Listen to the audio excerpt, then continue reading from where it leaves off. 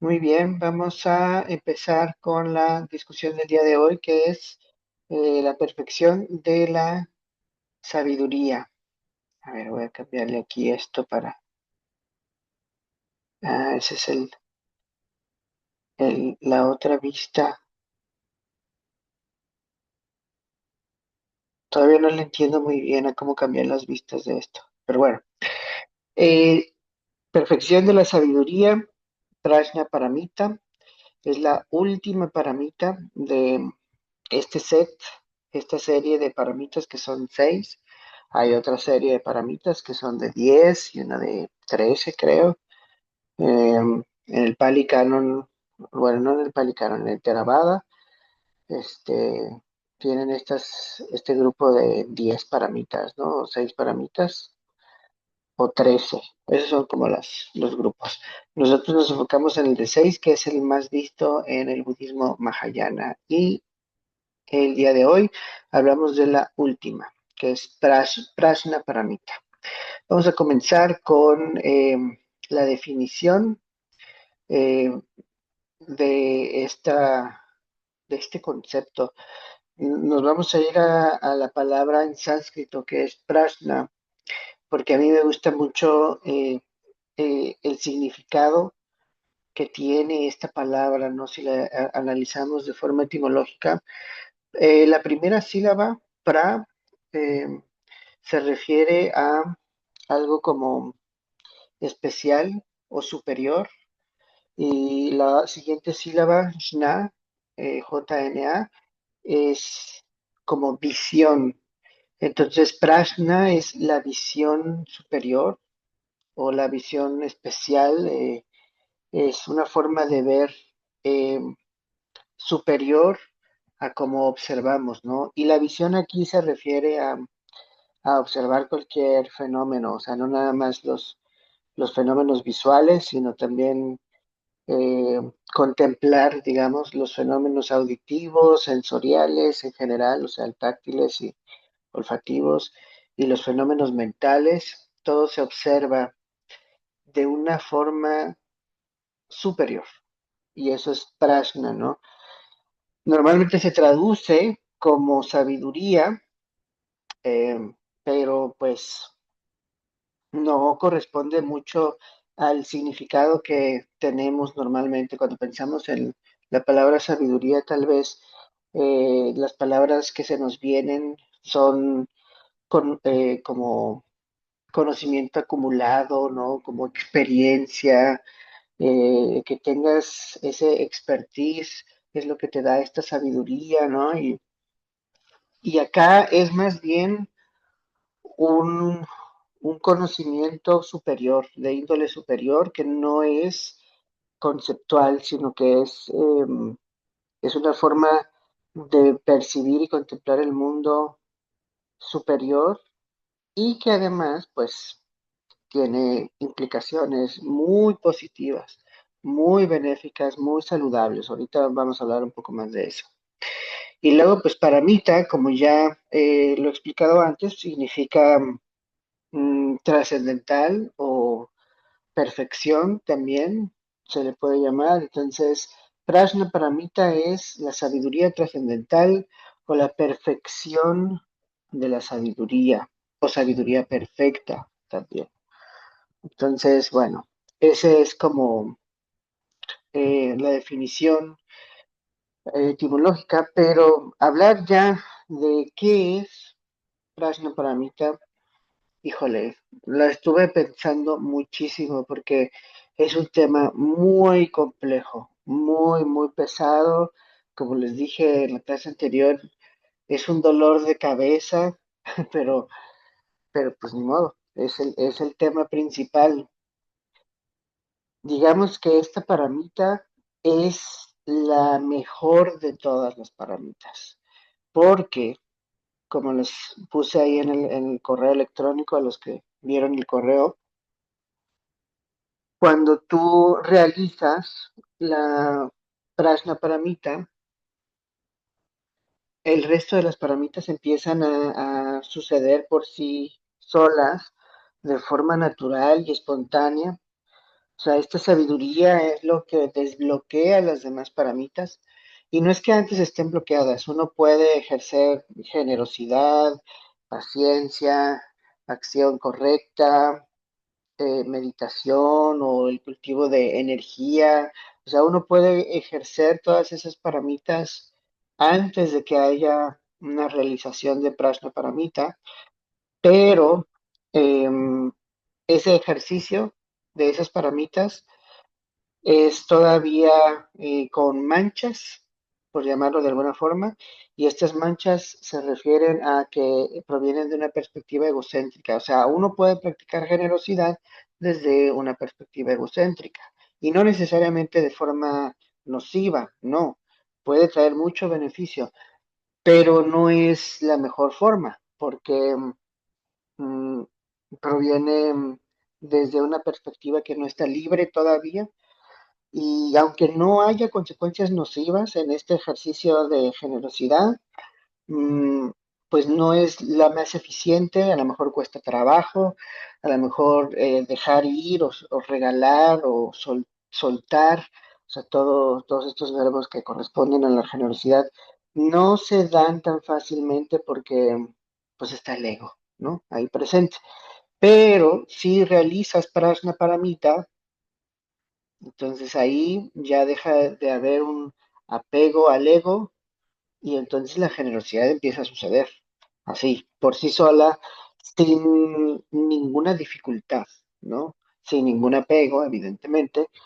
Y además sucede como muy espontáneo, ¿no? Y no es que empieces a regalar todo, ¿no? Así como que, ah, ya tengan todos mis cosas, sino más bien es una generosidad pues con sabiduría. Eh, que tiene que ver más con un desapego profundo de todo, ¿no? De todo lo que hay y por lo tanto, pues no te cuesta trabajo regalar algo de forma sabia, de forma adecuada, apropiada. No, no vas a regalar las cosas a alguien que no está listo o que le haga daño recibir algo para lo cual no está listo. Tú sabes, o sea, distingues muy bien gracias a la prasna paramita. Y bueno, este, ¿qué es esto, no? ¿Qué es esto de Prajna Paramita? Es una pregunta difícil de responder. Ya dijimos un poco su definición, ya dijimos que em, es la paramita superior y que es como el corazón de todas las demás paramitas. Y también podemos decir que es el corazón de la tradición mahayana. O sea, todo el budismo mahayana como que converge en este punto. Este es como el ojo del huracán de la tradición mahayana. En el centro está esta sabiduría, esta perfección de la sabiduría. Y además de ser como la corona del budismo mahayana, o sea, la joya principal, es también como una sabiduría que es absolutamente compasiva al mismo tiempo. Si tú desarrollas prajna, entonces te vuelves un bodhisattva naturalmente compasivo, porque prajna, sabiduría, está unificada con la compasión. Esa es la idea principal que quiero que se lleven respecto a prajna, ¿no? Cuando pensamos en prajna, estamos hablando de una sabiduría que está unificada con la compasión. Ahorita analizaremos un poco más esta unión.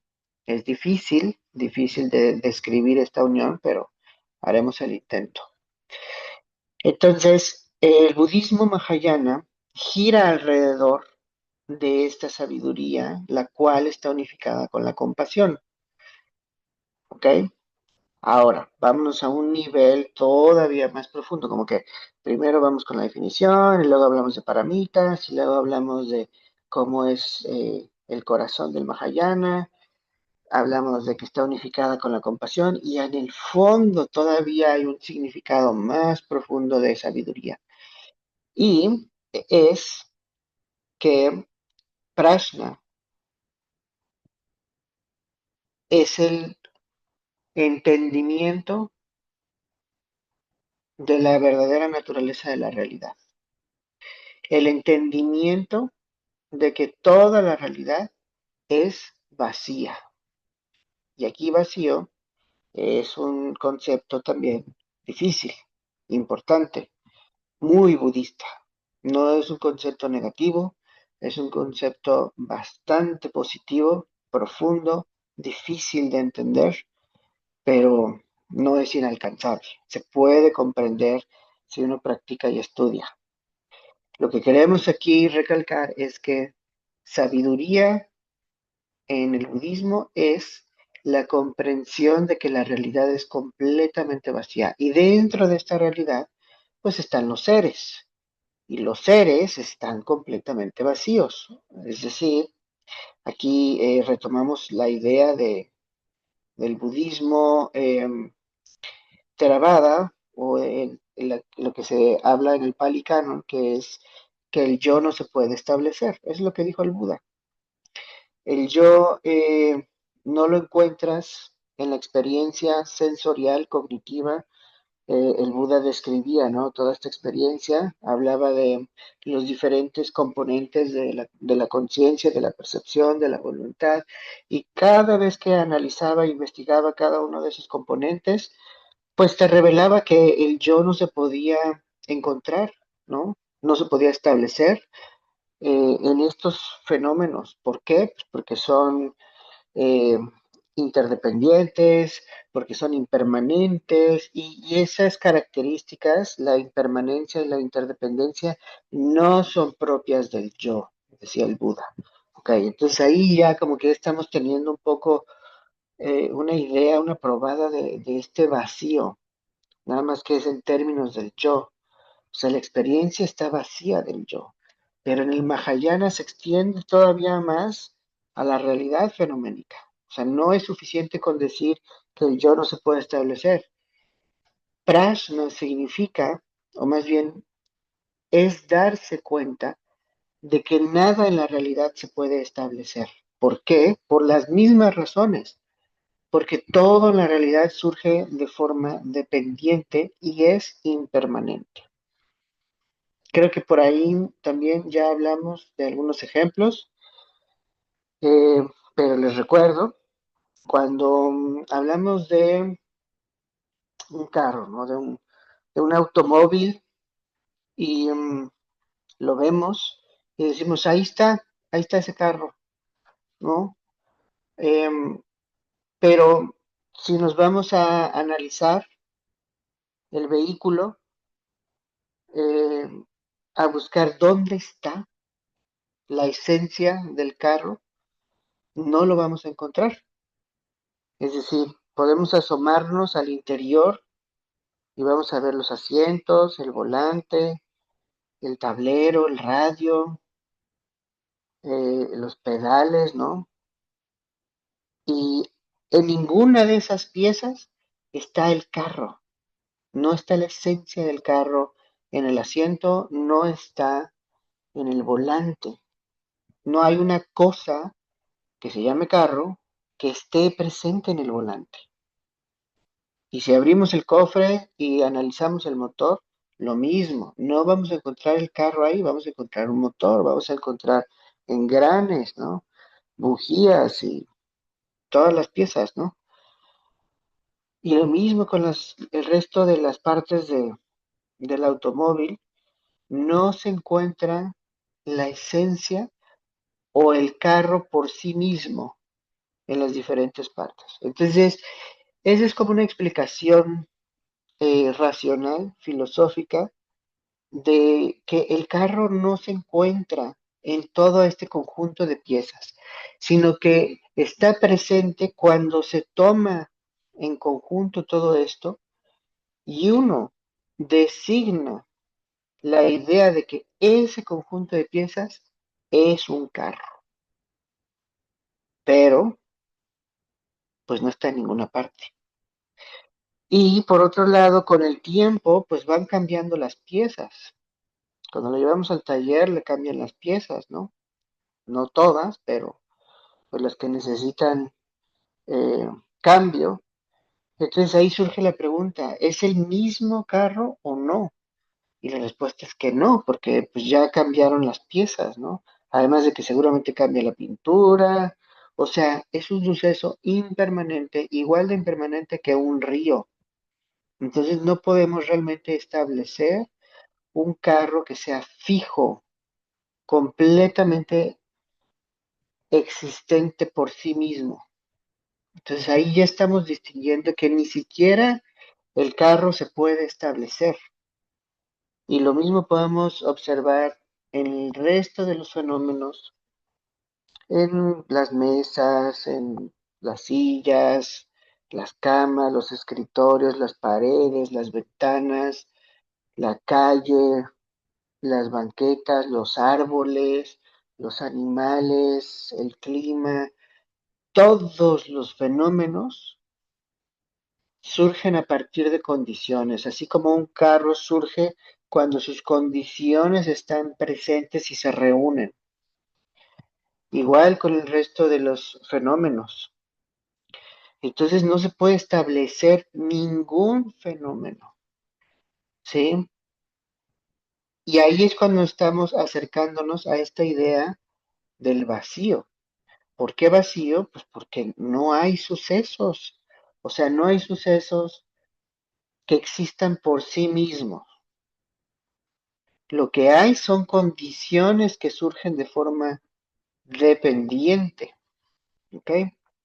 Entonces, esta idea es difícil porque, pues, ya cuando alguien dice, no, pues la realidad es vacía, nada se puede establecer por sí mismo, entonces surgen estas dudas así como, ¿y entonces no hay nada o qué? ¿O cuál es la verdadera naturaleza de la realidad, no? O sea, ¿es una nada gigante o qué? Y el Buda dice, pues no, tampoco es una nada gigante, o sea, todo está aquí, todas las apariencias, todos los fenómenos de la realidad, todo está presente, pero no está presente como tú crees que está presente. Está presente de forma interdependiente y eso lo que te revela es que nada tiene existencia propia, nada existe por sí mismo, sino todo es a partir de condiciones. Otra forma en la que podemos darnos cuenta de esta idea de que nada existe por sí mismo, pues es también recordando que pues cualquier vehículo, cualquier carro, surge a partir de condiciones previas incluso al ensamblaje. Es decir, tiene que haber como una planta, una línea de ensamblaje, tiene que haber un diseño previo del carro, alguien tiene que pensar en este diseño, ¿no? Tiene que haber el presupuesto, ¿no? Como para poder adquirir las piezas o fabricar las piezas que se van a utilizar. Tiene que haber las intenciones de fabricar las piezas y el carro y todo esto. Entonces, todas esas son condiciones que si no están presentes, pues no va a haber un carro. O sea, el carro depende de todas estas cosas. Entonces, no puede existir por sí mismo, ¿no? Y esta es una idea que vimos ya también en, en el sendero óctuple, cuando estábamos hablando de perspectiva correcta, cuando, por ejemplo, el Buda decía que hay que honrar a nuestros padres, ¿no? Y él decía eso, pues porque uno está presente gracias a ellos, o sea, uno no existe por sí mismo, sino a partir de condiciones, ¿no? O incluso, no nada más en términos de nuestros padres, sino en términos de la gente que hace su trabajo para que nosotros tengamos los bienes y servicios que ocupamos todos los días, como por ejemplo el agua, alimentos, o sea, hay alguien que se encarga de, de que haya, pues, comida, ¿no? En el súper, que lleva la comida al súper y que la acomodan para que uno llegue y la compre y la pague, ¿no? Entonces, uno no, si no estuviera eso, uno estaría en serios problemas. Tendríamos que irnos al monte a cazar o a aprender cultivar nuestra propia comida. Y aún así, dependemos del clima, dependemos de la tierra, dependemos de que haya animales que cazar y comer. O sea, dependemos. Todo el tiempo estamos dependiendo, dependiendo y dependiendo. Entonces, uno no puede existir por sí mismo. Ahí está muy presente esa idea.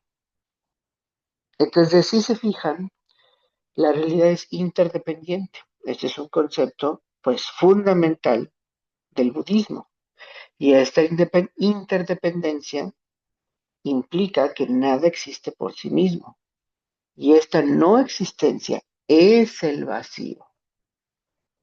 Y este vacío no es una nada nihilista, sino que todo está aquí presente, pero surge de forma interdependiente. Y tú puedes llevar este análisis hasta sus últimas consecuencias, ¿no? Y Prajna Paramita es comprender esto en el nivel más absoluto y profundo. O sea, Prajna Paramita no se queda con la interdependencia superficial de la realidad, sino que se va a la interdependencia de la interdependencia de la interdependencia de todo. O sea, es como si dice, bueno, tal vez mis sentidos no distinguen todas las causas y condiciones que hay en la realidad, pero yo ya entiendo que nada existe por sí mismo, entonces no veo nada en la realidad que tenga existencia propia. Lo intuyo, lo concluyo y lo intuyo, es decir, como que la conciencia ya lo puede intuir, entonces llega a este nivel absoluto de la realidad. Y el nivel absoluto es donde todo es absolutamente vacío. Vacío en el sentido de que no hay nada que tenga existencia inherente. No hay una esencia de las cosas. Todo surge así de forma interdependiente y es impermanente. Entonces esta realización pues es algo muy profundo y eso es lo que significa prajna, por un lado. Por otro lado, esta realización del vacío es compasivo. Entonces dices, bueno, ok, ¿cómo, no? ¿Cómo este pensamiento tan filosófico y profundo es al mismo tiempo algo compasivo, ¿no? Y benéfico? Esa es justo la conexión que tiene con el sendero del Bodhisattva. El Bodhisattva, cuando logra realizar la sabiduría, cuando perfecciona la sabiduría de esta forma, es un ser que está todo el tiempo ayudando, beneficiando, sin establecer seres, sin establecer la realidad. O sea, el bodhisattva no dice yo estoy ayudando a otros, no. El bodhisattva simplemente está ayudando y no hay un ego, no hay alguien que ayuda a los demás, no se clava de esas formas. Su acción está sucediendo sin que haya un actor, sin que haya un agente establecido. Y no solo eso, pues no está estableciendo ningún objeto, entonces su generosidad está sucediendo de forma natural.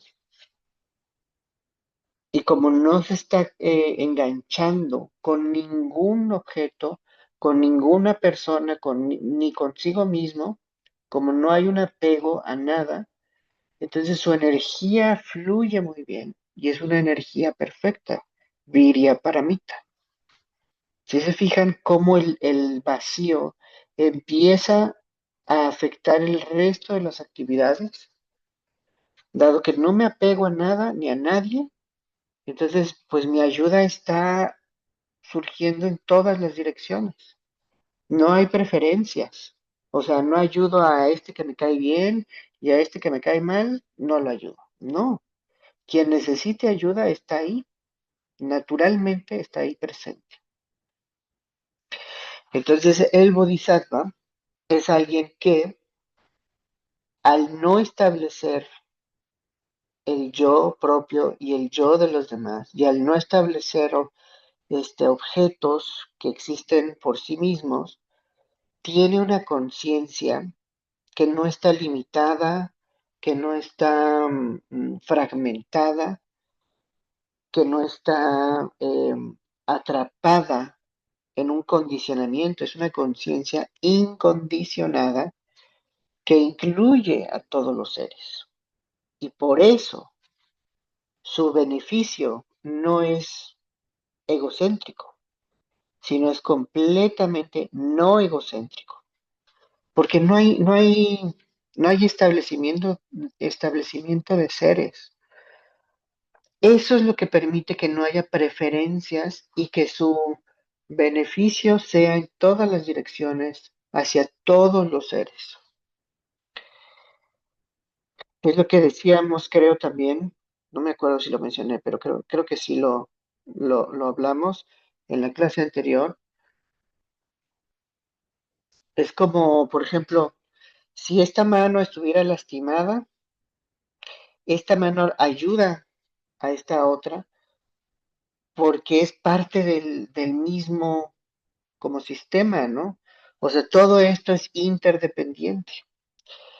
Normalmente, una persona así que está aquí y hay otra que necesita ayuda, pues esta persona puede decidir ayudar o no ayudar, o ayuda medio a fuerzas o le cuesta trabajo porque hay apegos, hay preferencias, está eso. Pero cuando hablamos de un bodhisattva, el bodhisattva no distingue entre esta mano y esta otra mano, o sea, entre él mismo y otro ser, no distingue. No hay distinción entre yo y los demás. Creo que la metáfora que usé fue la del árbol, ¿no? O sea, el bodhisattva es como una rama que ve por el beneficio de todas las ramas en el árbol, porque no establece una identidad de sí mismo, o sea, no dice yo soy una rama diferente a todas las demás ramas. No establece esa fragmentación de sí mismo, no se cosifica. Y entonces eso es lo que le permite ver por todo el árbol. Y en realidad, pues ese árbol es muy grande, ¿no? Porque es toda la realidad fenoménica. Entonces, por eso un bodhisattva puede tener la intención de beneficiar a todos los seres. Si eres un bodhisattva aspirante, te cuesta un chingo de trabajo tener la intención de beneficiar a todos los seres, porque hay preferencias. Pero una vez que realizas el vacío, o sea, una vez que realizas prajna, o que tienes un vistazo parcial de prajna, entonces tu compasión ya se libera de tus preferencias y tus apegos, ¿no? Entonces, por eso se dice que la sabiduría es compasiva, porque sabiduría es el entendimiento que trasciende los apegos, trasciende la existencia propia, se rompe el cascarón de la existencia y más bien los conceptos como existir y no existir ya no limitan la experiencia, se trascienden esos dos conceptos. ¿Ok? Muy bien. ¿Dudas sobre esto? ¿Qué les parece hasta ahorita? Hay más, pero me doy la cabeza. Creo que es bastante complejo el dejar de lado esas preferencias de a quién ayudar. O sea, Ujú. sí hemos sido creados con todos estos condicionamientos, pero hay veces que estas preferencias se crean a partir de, o sea, cómo le da uno amor incondicional a alguien que mató, ¿no? O a alguien que Ujú. ha matado, cómo ayudarlos, o sea, cómo uno se libera de eso. O sea, sé que no es fácil, se me hace muy complejo llegar a ese punto.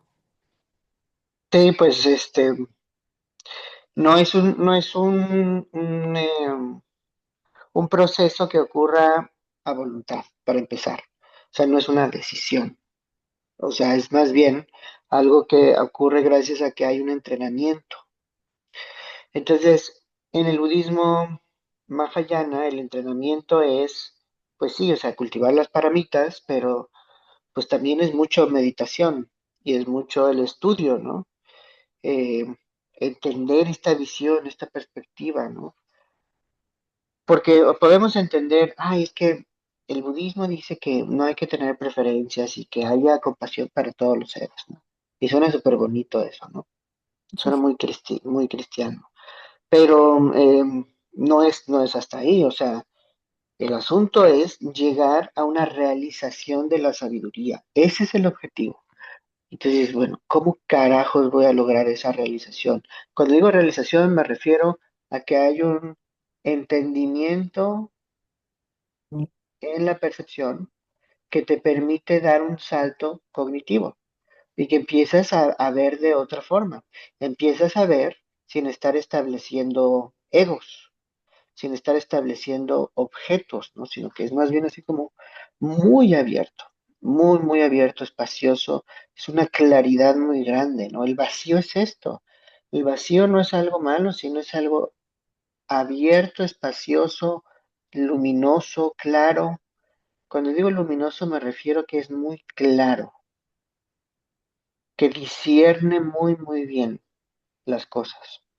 No discierne falsedades, sino discierne la verdad de las cosas.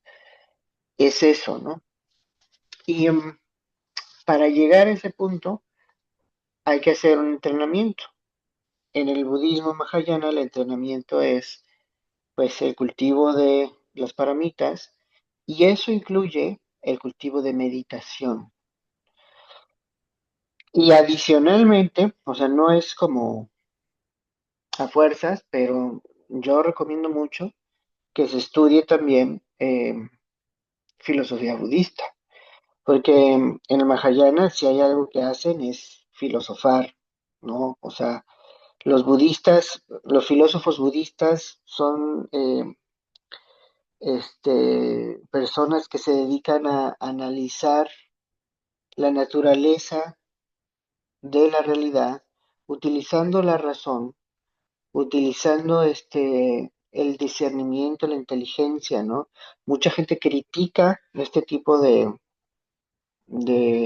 ejercicio porque es racional, o sea, no es algo que se basa en la fe, no es algo que se basa en la acción, ¿no? De ayudar, o sea, acción compasiva, sino que es un ejercicio muy racional, ¿no? Y filosófico, entonces mucha gente critica esto, pero en mi opinión personal ayuda bastante. O sea, si tú empiezas a estudiar filosofía budista, vas a entender qué es esto de trascender la existencia y la no existencia mediante razonamientos lógicos, ¿no? Que de hecho, lo que se hace en filosofía budista, muy en resumen, lo voy a decir, es encontrar los absurdos de pensar que las cosas existen por sí mismas. Cada vez que tú dices, esto existe por sí mismo, el filósofo budista te demuestra que eso es absurdo y te da un razonamiento que te revela ese absurdo. Entonces, cuando ves los absurdos por todos lados, se empieza a desplomar tu percepción. Es como dices, pues no, o sea, no tiene caso que yo continúe diciendo que yo existo independiente, no tiene caso que vea los objetos como existen por sí mismos, estos objetos, o sea, todo eso es como, o sea, no es que esté mal, sino simplemente no es como la realidad es. La realidad es muy abierta y la mente lo que hace es proyectar como etiquetas. Aquí hay un objeto, aquí hay otro objeto, este objeto se llama de esta forma, este objeto se llama de esta otra forma, y esos nombres que asignamos a las cosas son útiles, es lo que nos permite comunicarnos, ¿no? O sea, yo le puedo llamar carro a un carro y la gente me entiende porque la convención es esa. Cada vez que veamos un conjunto de piezas que tiene estas características, nos referimos a un carro y todos podemos entendernos con ese lenguaje, ¿no? Pero la filosofía budista, la meditación, nos ayudan a trascender las limitaciones de los conceptos y los lenguajes, pero más que eso, nos ayudan a trascender el error, porque hay un error ahí. Y el error es esta idea de que cuando yo le doy nombre a una cosa y digo, esto es una cosa, esto es una piedra. Cuando yo digo, esto es una piedra, el error es creer que la piedra es un objeto independiente y que no existe, y que no, o sea, que no depende de nada más, que existe por sí mismo esa piedra. Ese es el error, eso por un lado. Y otro error que va de la mano con la existencia inherente es que creer que la piedra es permanente, ¿no? De hecho, si tú asumes que la piedra existe por sí misma, entonces cuando las condiciones cambien, como la piedra existe por sí misma, se va a ver inafectada. Todo va a seguir cambiando, así va a ser impermanente, pero como esta piedra no depende de nada, la piedra no va a cambiar. O sea, es algo permanente dada su naturaleza absolutamente independiente, ¿no? Pero cuando analizas la naturaleza de la piedra, te das cuenta que sí cambia cuando las condiciones cambian. Por lo tanto, no es independiente, es dependiente. Entonces ahí independencia absoluta y permanencia como que van de la mano. Y surgimiento dependiente e impermanencia van de la mano. Y el budismo lo que viene a hacer es revelar que esa es la verdadera naturaleza y no la creencia de que las cosas existen por sí mismas y que son permanentes. Esa es la falsedad de la mente, ese es el error cognitivo, es lo que hace que nos aferremos. Entonces, filosofía budista te lleva a ver esas como contradicciones, esos absurdos y la meditación lo que hace también es llevarte a la realización del vacío. Ahora, es muy importante que recibas este tipo de enseñanzas, ¿no? Esta es una introducción, pero la idea es que después haya más discusión sobre Prajna de una forma, yo creo que más avanzada, cuando yo la comprenda más, porque todavía la estoy entendiendo. Pero el punto es que hay este estudio constante de Prajna, porque conforme lo vayas entendiendo conceptualmente, lo vas a poder verificar en la experiencia cuando te sientes a meditar. O a lo mejor estás así como que en un restaurante un día y de repente te cae el 20 y lo disiernes en la experiencia, no necesariamente en meditación, pero te cae un 20, ¿no? Entonces tienes estos despertares. Entonces se tiene que cultivar con el estudio, con la filosofía, con las clases, para después irlo a checar en meditación.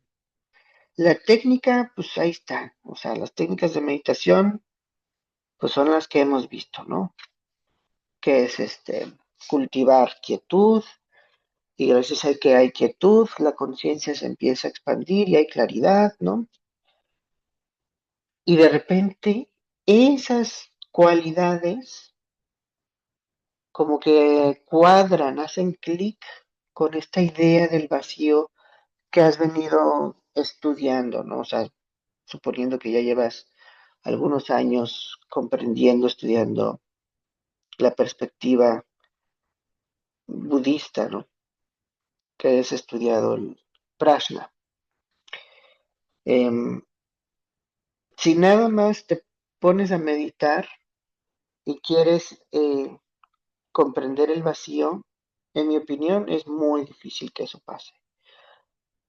O sea, si nada más te pones a meditar sin recibir enseñanza y sin estudiar, pues no sabes ver, no sabes qué va a pasar. Y a lo mejor sucede el vacío y no te das cuenta, no lo sabes como discernir, no sabes distinguir, ¿no?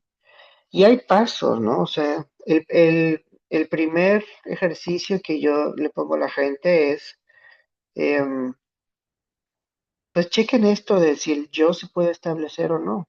Y lo hemos hecho varias veces, ¿no? O sea, cuando les digo, primero vamos a ver si el yo está presente en la conciencia, ¿no? Y si hablamos de la conciencia visual, analizamos las condiciones de la conciencia visual.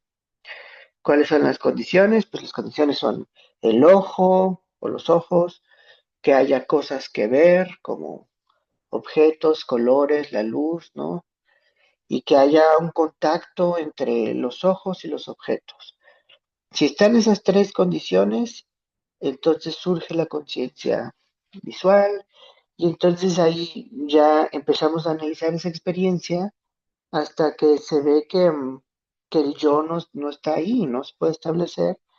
Y hay muchas formas, ¿no? O sea, uno puede decir, a ver, ¿este ojo es permanente o es impermanente?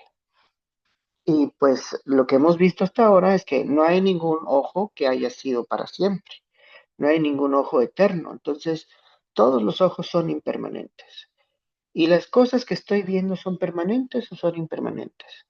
Y pues todas las cosas que ha habido en el mundo cambian con el tiempo. Entonces ahí podemos concluir, ni el ojo que ve es permanente, ni las cosas que ve el ojo son permanentes, por lo tanto, el yo no se puede establecer en la conciencia visual. No es apropiado, es un razonamiento esto. ¿Por qué? Porque la conciencia es impermanente, la conciencia visual es impermanente, sus condiciones son impermanentes. Es como el río que es impermanente. ¿Dónde está el río? Pues no sé, ya pasó, ya pasó, ya pasó, ya pasó. O sea, el agua está ahí fluyendo. No puedo determinar dónde está realmente el río, porque es impermanente. Y de la misma forma analizamos la conciencia, ¿no? Y así empiezas a analizar la experiencia, lo ves en meditación y dices, "Ah", ¿no? O sea, como que no lo distingues bien, pero dices, es verdad, ¿no? O sea, esto que estoy viviendo en este momento, esta conciencia, es como el río, es impermanente. Y entonces lo empiezas a discernir, a verificar, y de repente ya tienes esos vistazos, y luego después te vas con más cosas, ¿no?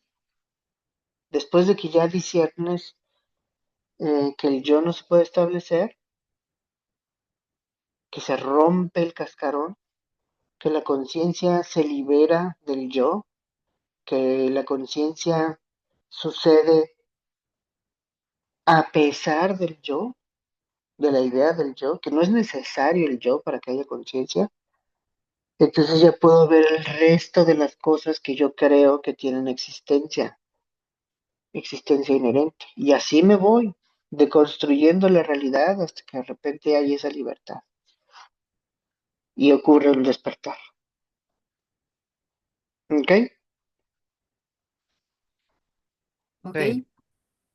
¿Dudas, Entonces, comentarios? Dime, Willy. entonces a veces pienso, si todo está interrelacionado, a veces he llegado a pensar, eh, eh, pues el sufrimiento no existe por sí solo, o sea, tiene que haber otras cosas, para empezar, pues existir, nacer, ¿no?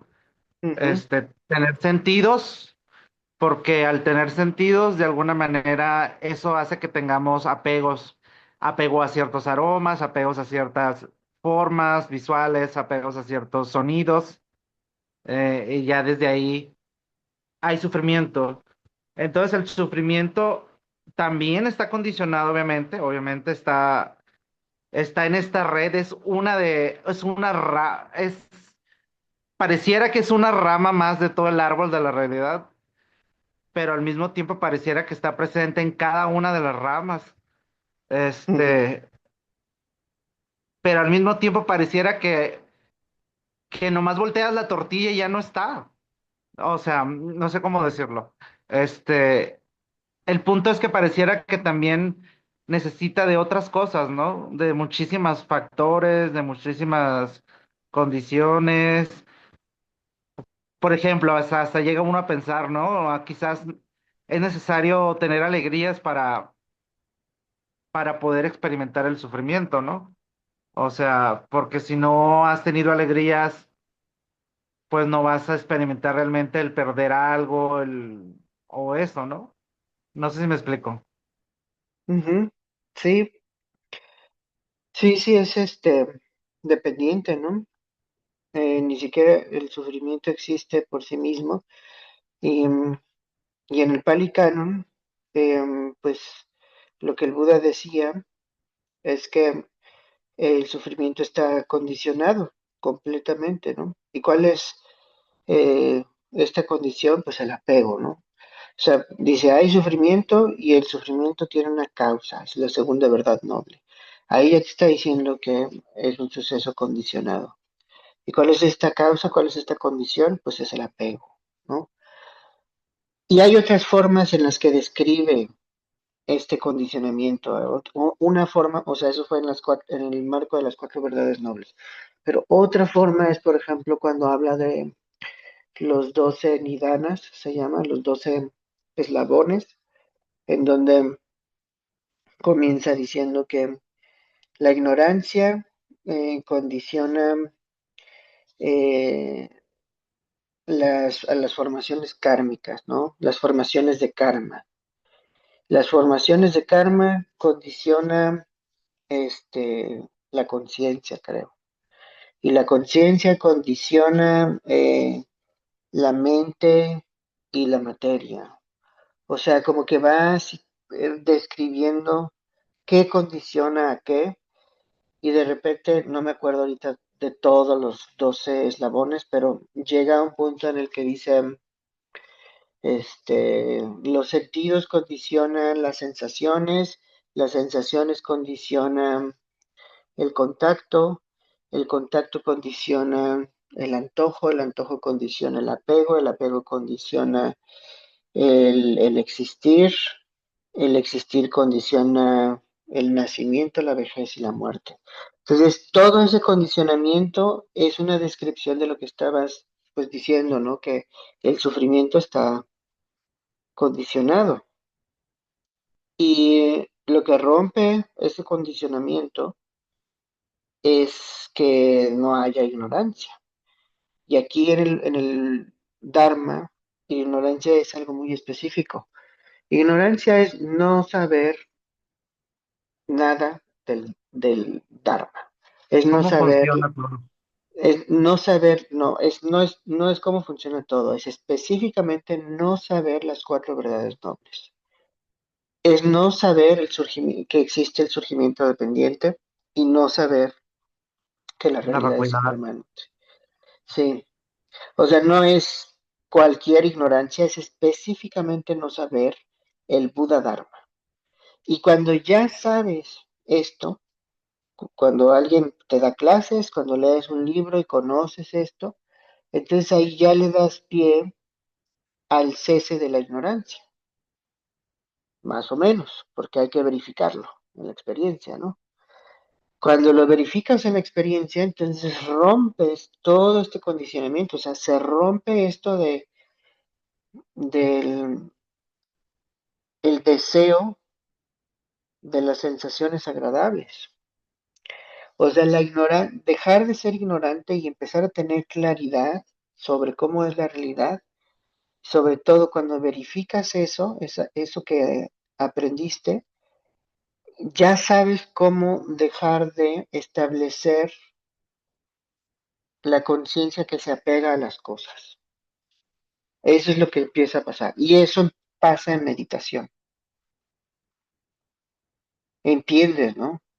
la forma en la que aquí en Active Dharma cultivamos eso en meditación es cuando les doy esta instrucción de que se pregunten si la conciencia requiere esfuerzo.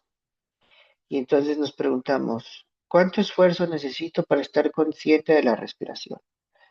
Y la respuesta es, pues necesito un esfuerzo para darme cuenta que es respiración.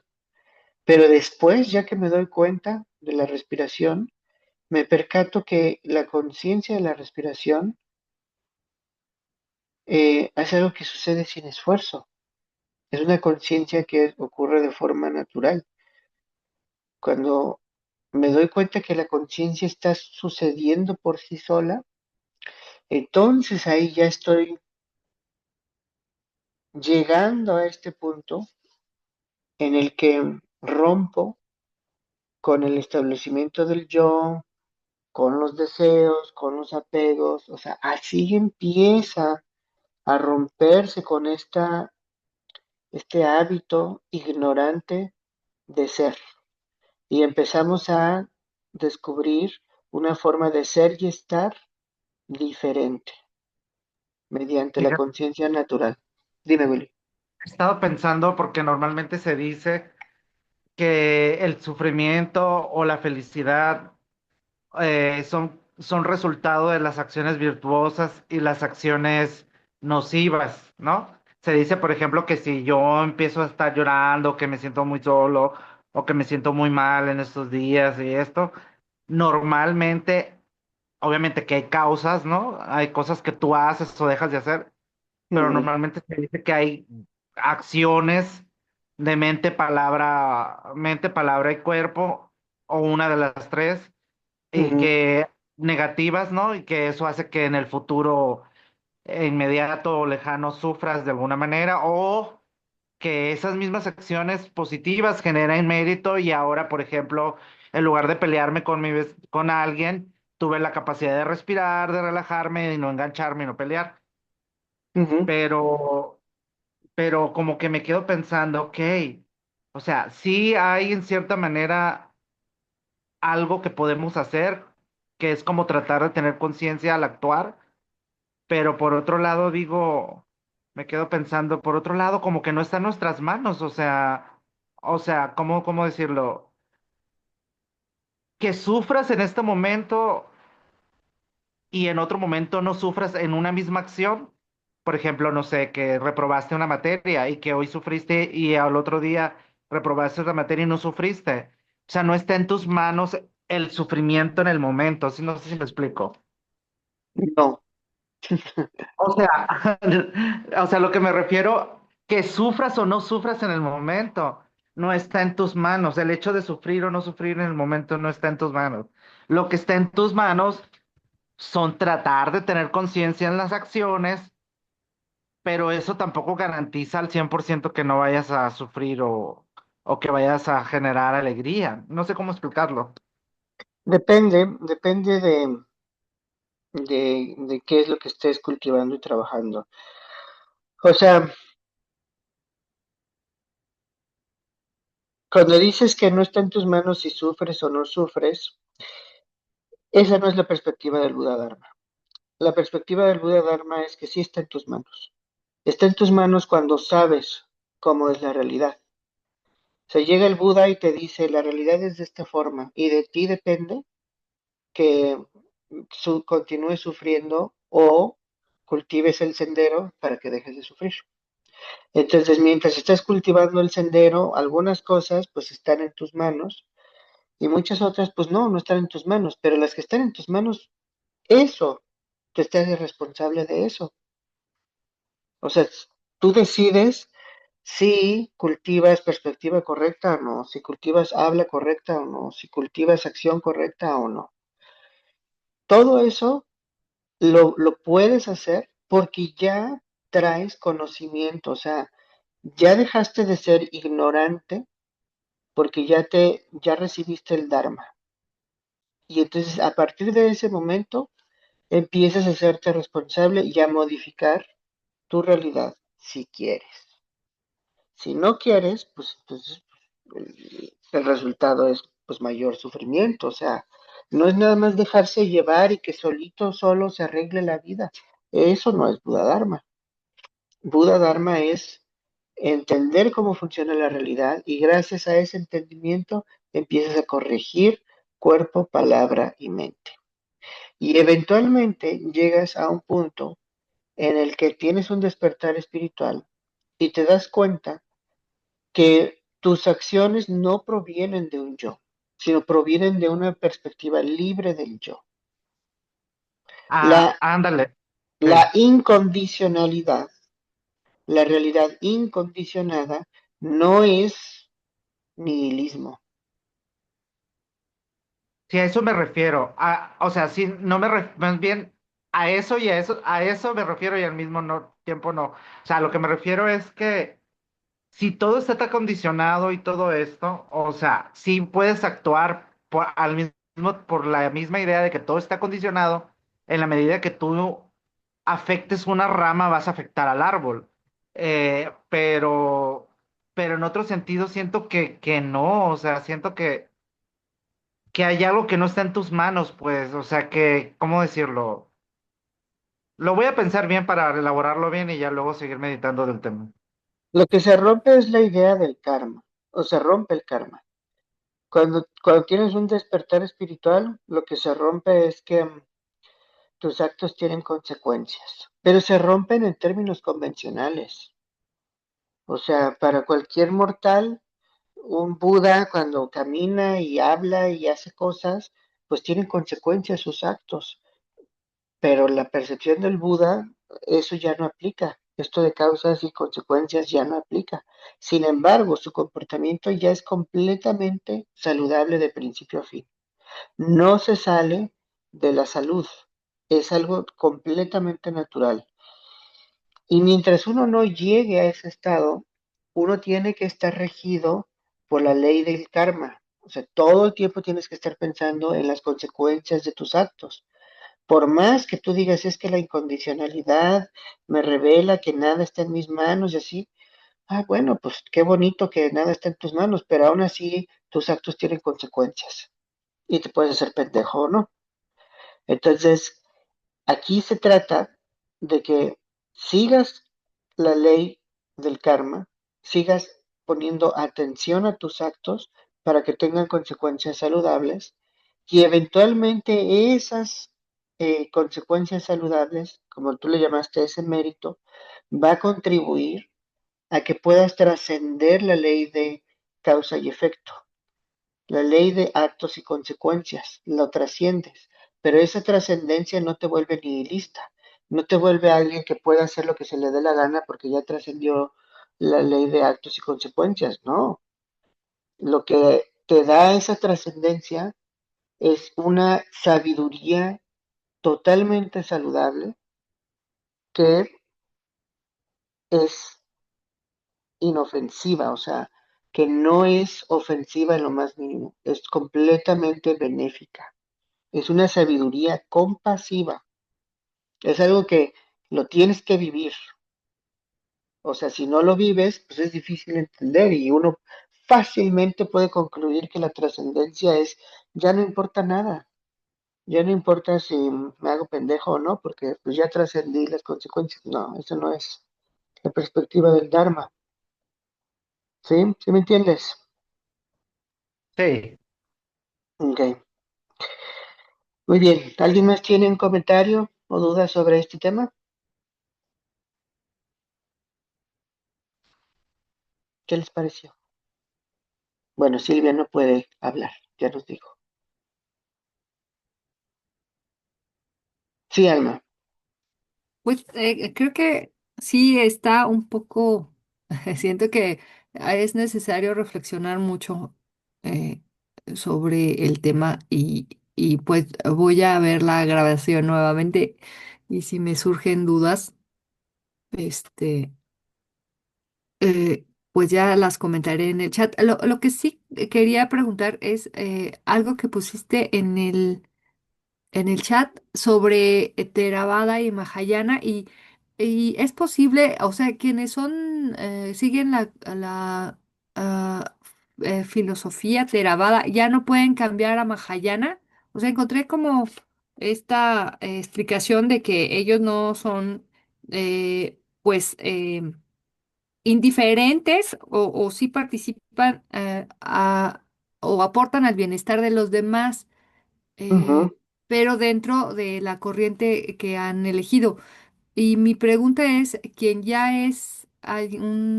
sigue en esta corriente Theravada, ¿podría voluntariamente cambiar a seguir Mahayana o en realidad no pasa sí, eso en la claro. práctica? Ah, sí, ok, Si quisieran, sí, nada más que, pues, em, las visiones son muy diferentes, muy, muy ok. diferentes.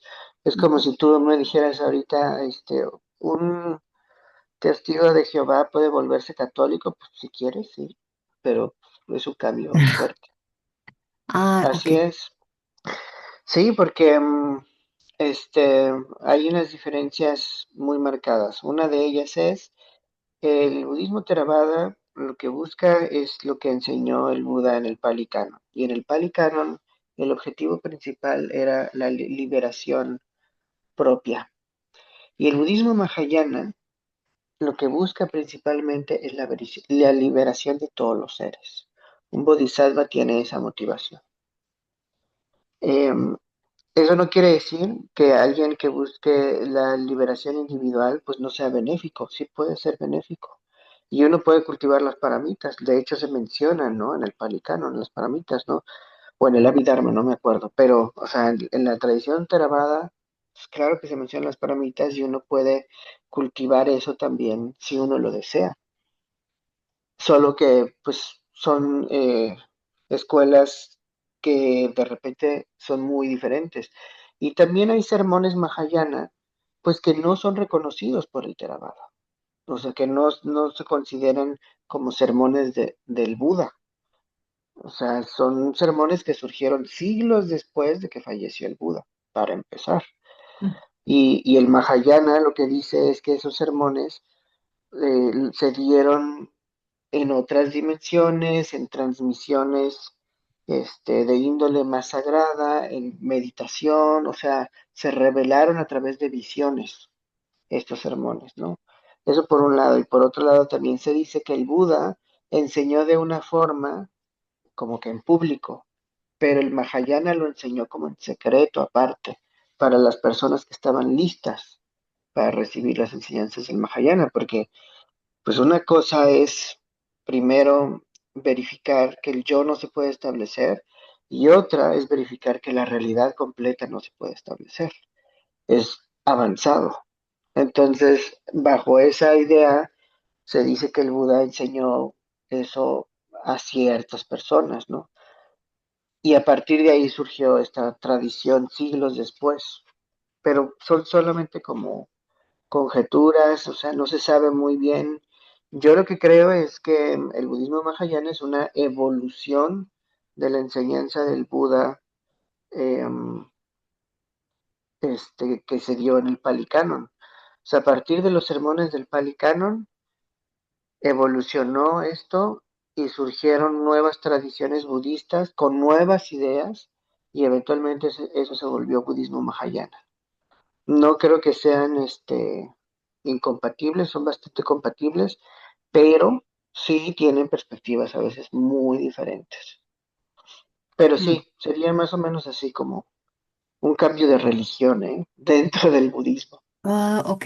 Sí, es que en lo personal yo sí prefiero el Mahayana y bueno, este camino del Ujú, Bodhisattva me parece pues que sí sería, como dices, pues el budismo avanzado y al que debiéramos ujú, aspirar.